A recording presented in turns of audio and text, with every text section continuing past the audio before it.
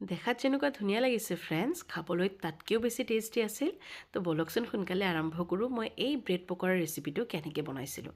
তো ইয়াতে মই বাউল এটাত বেচন এড কৰিছোঁ অলপমান কালজিৰা, নিমখ আৰু এড কৰিছোঁ ধনিয়া পাত আৰু ধুনীয়াকৈ এটা থিক বেটাৰ মই ৰেডি কৰি ল'ম।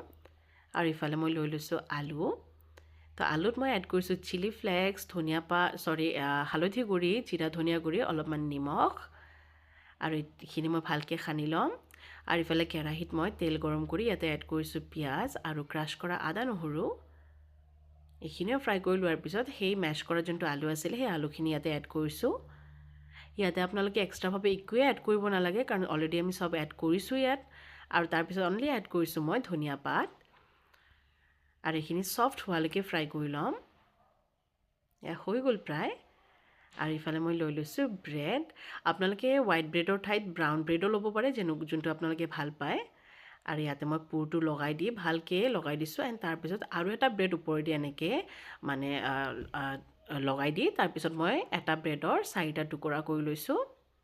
এয়া চাওক, আপোনালোকে এইটো যেনেকুৱা শ্বেপ পচন্দ কৰে ঠিক তেনেকুৱাই দিব পাৰে। এণ্ড তাৰপিছত সেই বেচনত মই ভাল এটা কালাৰ আহিবৰ কাৰণে অলপ হালধি গুড়ি এড কৰিছোঁ আৰু অলপ জলকীয়া গুড়ি। ইয়াতে জলকীয়া গুড়ি মই কাশ্মীৰী ৰেড চিলি ইউজ কৰিছোঁ।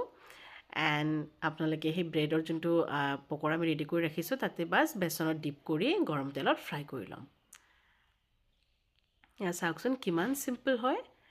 এণ্ড বাহিৰত যোনবোৰ আমি ব্ৰেড পকৰা খাওঁ কিমান দিনৰ আগত তেলত ভজা হয় সেইবোৰ তো বহুত আনহাইজেনিকভাৱেও মানে ৰেডি কৰা হয় বা আনহেল্ডিও হয়।